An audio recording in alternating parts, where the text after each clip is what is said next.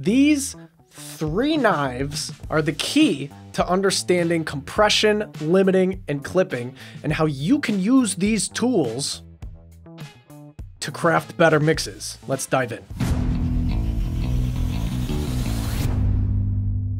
This is a chef's knife. Larger chef's knives are used for cutting meat, dicing vegetables, and chopping herbs. This is a serrated knife. It's typically used for slicing bread, cakes, and other baked goods.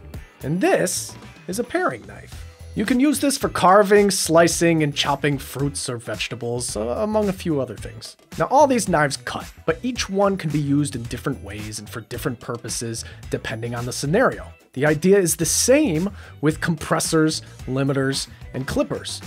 They all manage dynamics, but there are some different scenarios and different reasons for why you may want to use one tool over the other. So today, we're going to take a deeper look at each tool. Then I'll open up a session and show you how I used each of these tools in a mixing context so you can start to use them more effectively and confidently in your own mixes. First, limiting.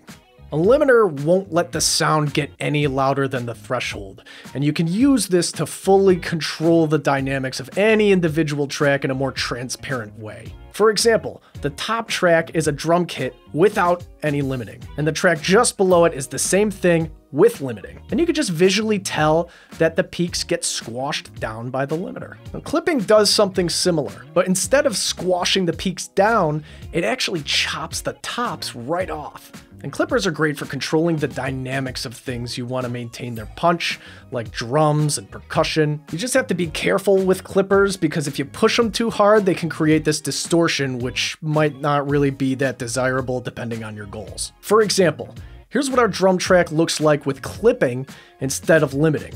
And you can tell, again, visually, just by looking at the waveform, that the clipper affects the signal differently. It's very obviously chopping off the peaks rather than squashing them down like the limiter.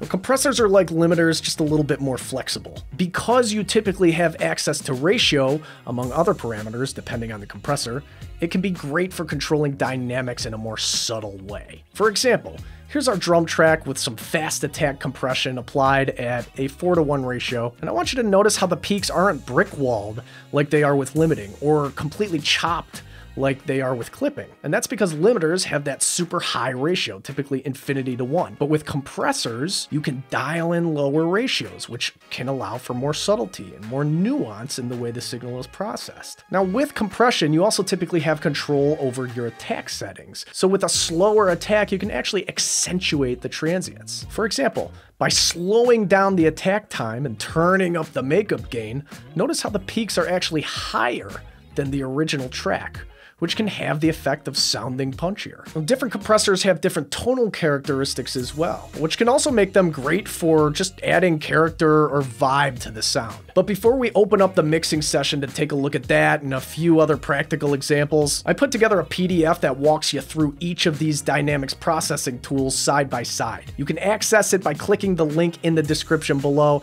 Just enter your email on that page and I'll send you the PDF so you can use it as a quick reference when you're mixing your own material. So if you want to do that, just quickly pause this lesson now and go and grab it. Now, let's open up a session. And I'll just quickly walk you through a few examples of how I used limiting, clipping, and compression inside of this mix, just so you can get a better understanding of how these tools might be used in context. So first example here, let's take a look at this chorus bass.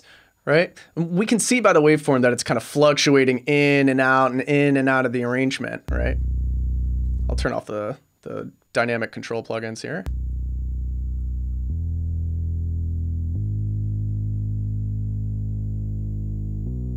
Gets quieter there.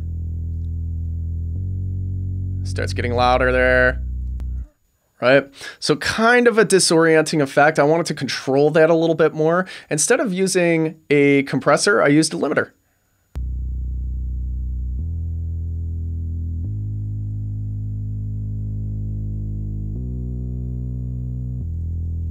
And just to give you an example of what that actually looks like in terms of like visually on the waveform here, I'll bounce that in place.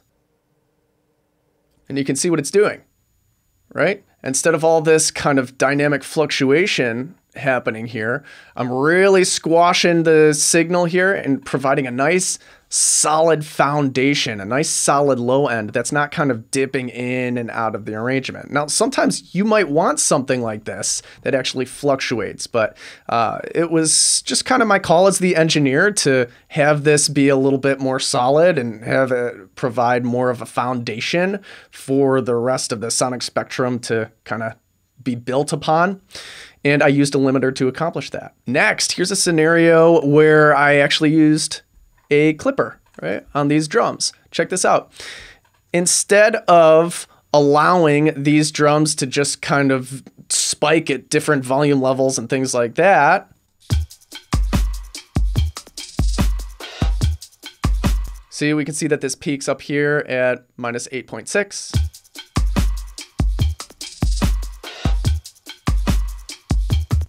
I want this to be nice and consistent. I don't want it to peak above a specific level. So I used a clipper here to chop off the tops of the transients. And notice what happens here on the meter.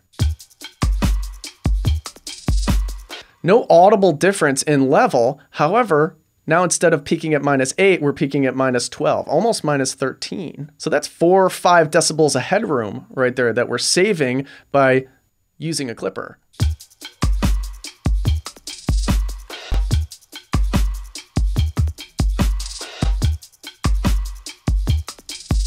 And no real audible difference happening here, right? And if there is, it's negligible. Nobody's going to notice that in context, right? Hold it, please, hold it until you do not breathe. Hold it till your heart no longer beats. Hold it until your mind no longer thinks.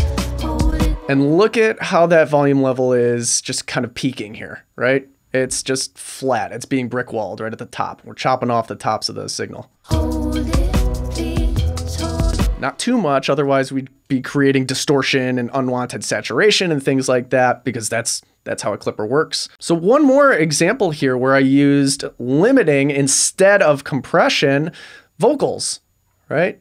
Now, these chorus lead vocals already came in pretty tight. We already did some editing on the front end, but instead of using compression to squeeze these vocals and take care of kind of some of these peaks here and there, just used a limiter. So first without. Hold it, please, hold it until you do not breathe.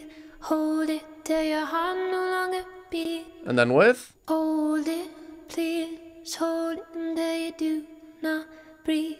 Hold it till your heart no. And you can see the gain reduction happening, especially on this part of the track right here. Hold it till your. You know, a couple decibels of gain reduction. Till your We're heart. just kind of tapping the limiter here and there, just putting a roof over the top of this signal so it doesn't stray, it doesn't peak up. Hold it until your mind no longer thinks. Hold it till your hands no longer shake. Hold it until your knees and the seas to quake. You know, not smashing it or anything like that, just taking care of the transients, taking care of the peaks. Quake then. Hold it a little longer.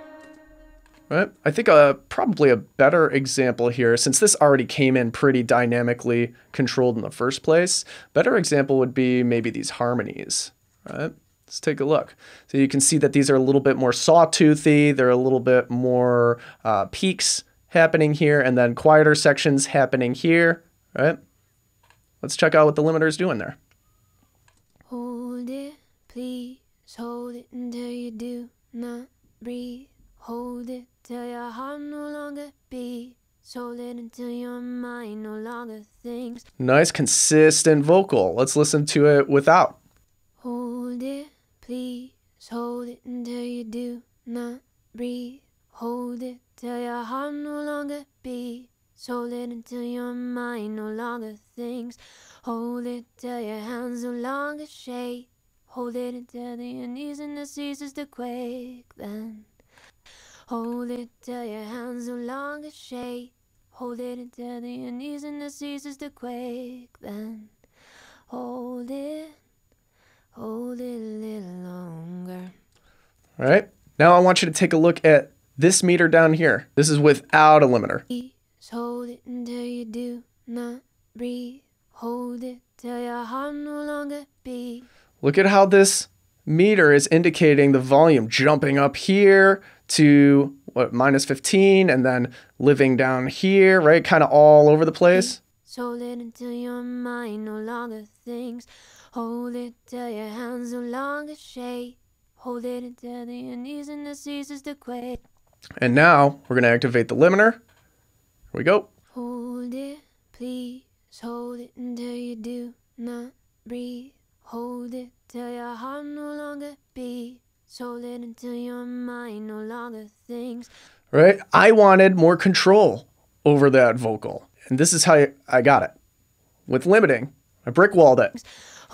So now that it's sitting at a consistent volume level, I can easily kind of place it wherever I want in the mix. Now, I might not be this aggressive with every single vocal, right? This is a very important lesson I want you to take away. This isn't something that, you just do. You don't just do this for every single vocal or anything.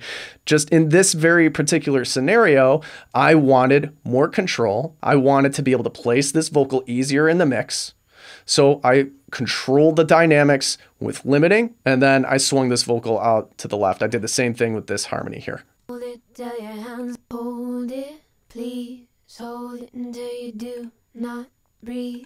Hold it till your heart no longer beats. Hold it until your mind no longer thinks. All right, I just think they're a little bit easier to place if you control them dynamically. And typically, backing vocals, I like to control pretty aggressively when it comes to dynamics. Again, just because they're a little bit easier to place. Do you always have to take this approach for every single vocal? No, I just want to be very clear about this. This isn't like something you should do. I'm not telling you do this every single time for every single backing vocal or anything like that. Now, would compression be a little bit more of a subtle way of controlling these peaks? Sure, right?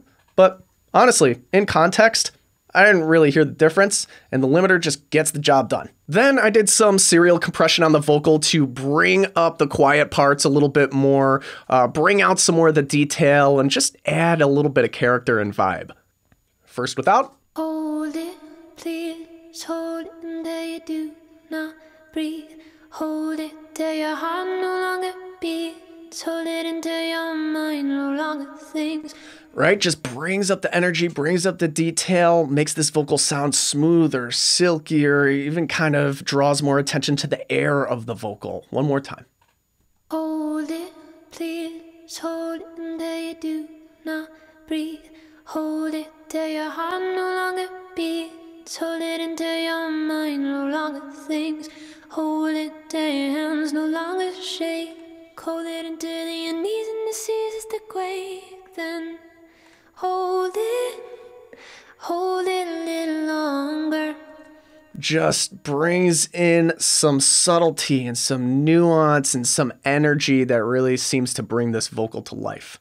So hopefully this lesson was helpful and you come away from it with a better understanding of dynamics processing tools and how to use them in your own mixes. Here are your action items for today. First, I want you to mix a full track using only limiters and clippers. No compressors allowed. This is a fun exercise. Next, join our free community by following the link in the description below. Then, create a post inside the community sharing your mix and what you've learned from this exercise. We do get a lot of questions about compression specifically because it's a little more complex than limiting and clipping. So if you want to dig a little bit deeper on that, make sure to check out our lesson titled 3 Levels of Compression. Just follow the link in the description. That's all for now. See you in the next one.